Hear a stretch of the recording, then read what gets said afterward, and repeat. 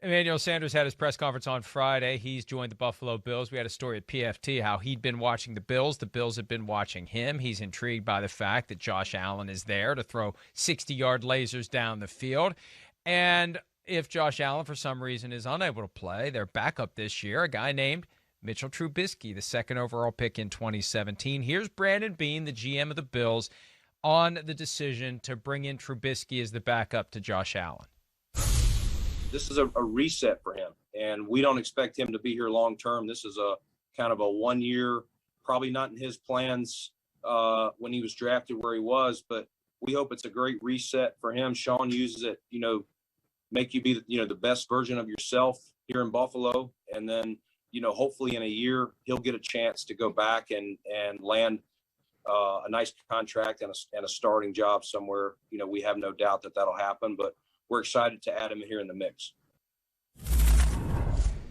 McDermott with his Teddy KGB poker face there, trying to show absolutely nothing. For the first half of that, he was just like, no. Well, he probably wants to be like, wait, we hope he doesn't go somewhere and start as a starter or something like that, because that means Josh Allen got hurt and he got to play and do something like that. That's probably where he's a little bit like, I don't agree with all those comments. Don't jinx it. Yeah. Don't jinx it.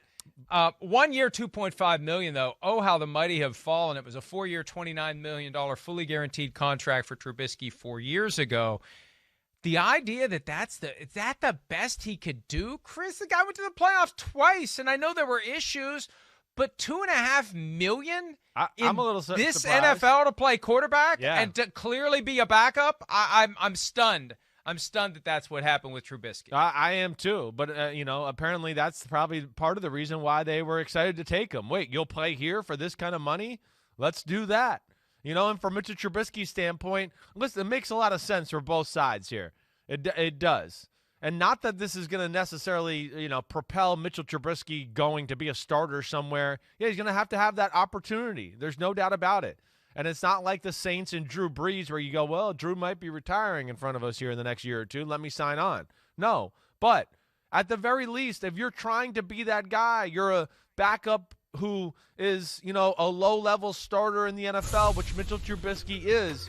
Who cares about the money at this point? It's not about the money. It's about the bigger picture. He's made a little money, like you mentioned. It's not huge money, but it's good enough. And you just got to now put yourself in the best position to succeed.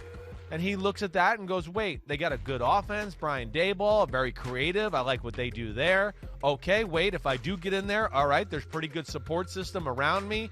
Offensive line that can protect, some receivers that can get open. That makes sense. And then, as we saw last year, Josh Allen plays a dangerous brand of football. It's one of those where you and me go, oh, I wish he'd stop doing that a little bit because we like watching you. We don't want you to get hurt. Not every play has to be the last play of the game.